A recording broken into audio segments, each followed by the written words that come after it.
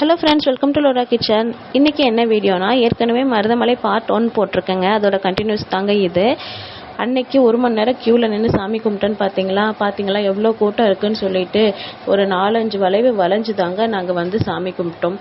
இங்கே பார்த்தீங்களா வியூஸ் எவ்வளோ அழகாக இருக்குது அப்படின்னு சொல்லிட்டு சாமி பார்த்து முடிச்சுட்டு வெளியில் வந்து அந்த வியூஸ் எல்லாமே ஃபோட்டோ எடுக்கலாம், கோபுரத்தை ஃபோட்டோ எடுக்கலாம் அப்படின்னு சொல்லிட்டு ஃபோட்டோ எடுத்துகிட்டு நாம் வந்துட்டு போன மெமரி வேணும் இல்லைங்களா, அதுக்காக ஃபோட்டோஸ் எல்லாமே நின்று எடுத்துக்கிட்டோங்க. ரொம்ப நல்ல சிறப்பு தரிசனமாக இருந்துச்சு. முருகருக்கு திருநீர் அலங்காரம் பண்ணியிருந்தாங்க. சிறப்பு தரிசனம், நல்லாவே தரிசனம் பண்ணாங்க முருகரை. வந்த எல்லாருமே நிம்மதியாக முருகரை கும்பிட்டுட்டு போனாங்க. ஏன்னா அவங்க அன்றைக்கி நடை சாத்தவே இல்லை.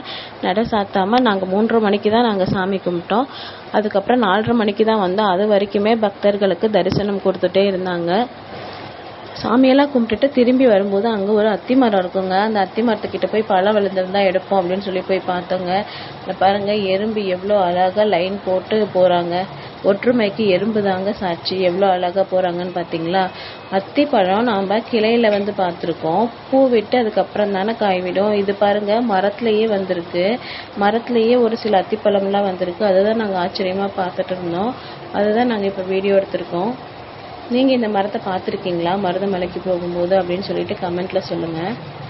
அவ்வளோதாங்க, இந்த நாள் இனிய நாளாகவே நமக்கு போச்சு. அடுத்தது என்னங்க, வயிறு பசி தான். சரி, போகிற வழியில் அன்னபூர்ணாவில் போயிட்டு அழகாக நம்ம டிஃபன் முடிச்சுட்டு போயிடலாம் அப்படின்னு சொல்லிட்டு ஒரு 5:30க்கு ரீச் ஆனோங்க. போயிட்டு அழகாக சாப்பிட்டுட்டு நம்ம வீட்டுக்கு போயிட்டோங்க.